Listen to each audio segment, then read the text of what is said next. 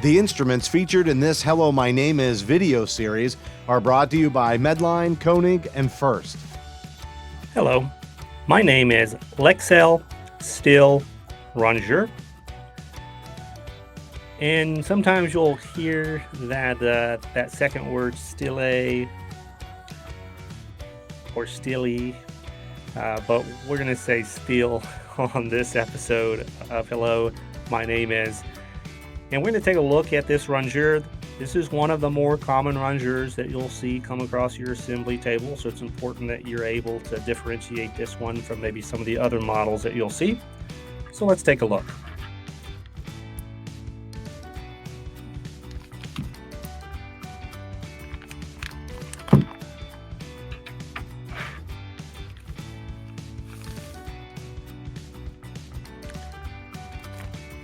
All right. This particular version that we're looking at today is a 9-inch double action Leksell Rongeur with a 16 millimeter by 5 jaw, so 16 millimeter by 5 millimeter, so that's 16 length and then 5 across on that jaw area. And this variation is a regular curve. So let's start here actually at the bottom, or actually in the middle of the instrument, to talk about that double action moniker there. Anytime you hear double action, you should be looking for those two primary hinge points.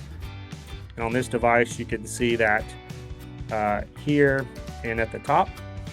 Okay, so those are your two actions.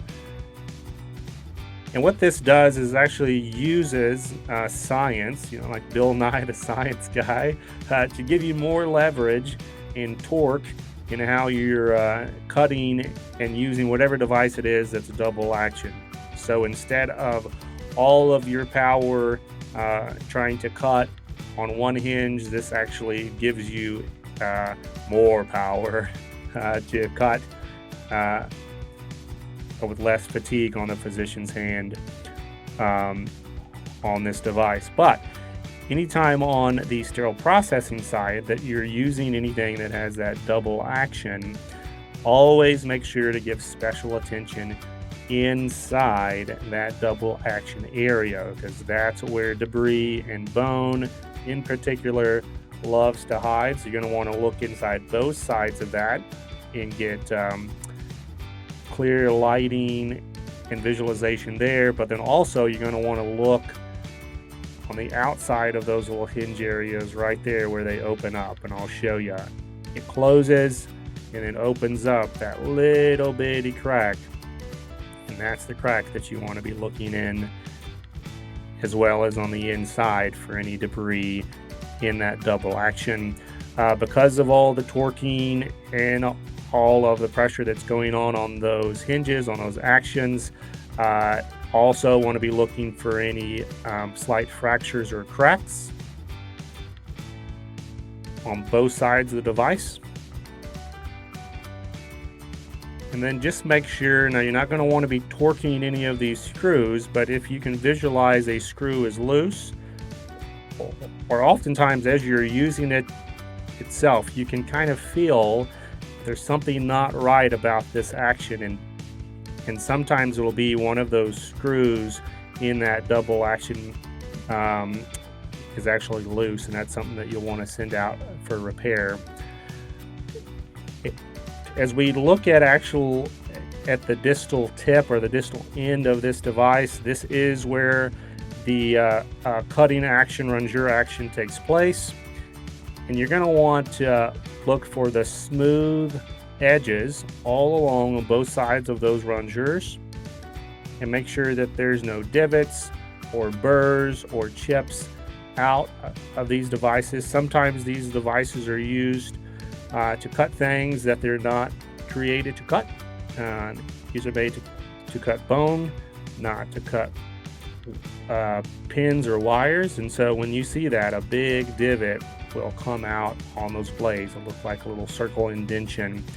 That's definitely something that needs to be pulled out and sent for repair or replacement potentially. Speaking of bioburden and debris, it loves to hide in the tips of your rongeurs. That's probably one of the biggest culprits, if not on your Kerrison rongeurs, also on these Leksell rongeurs. Always look inside on both sides of here to make sure that there's no residual bone. As you're testing the sharpness of your rongeurs, you're going to be testing on an index card, and you're going to be testing that tip of the rongeur to make sure that it can completely puncture through that index card test. A little tip here though, as you do that test and as you cut through that index card, that chad, that piece of paper should come out completely, should be a smooth cut all the way through the index card. But keep in mind that sometimes paper debris will stay in these jaws. So before you put this in the tray for processing, make sure that there's no little paper particles or bits that are still left in that jaw. A good blow of air is a great way to make sure that any debris from the testing itself is removed prior to sending this on through the process.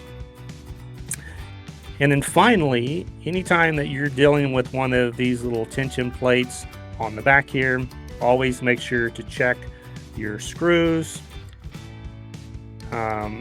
for any damage, and these plates in particular for any cracks in the plate itself, because of all the tension that's coming in this action and in this handle. It's staying right there in those screws on both sides. You got screws on both sides of that. And then obviously make sure that this is clipped in the position as per the manufacturers, right? So you can unclip this to get a better idea of the working mechanism to make sure that everything's good. But if your manufacturer is telling you to process with that closed, make sure and do that. Okay. That is your Leksell Stille Rongeur. You are watching another episode of Hello, My Name Is, and until next time, keep fighting dirty.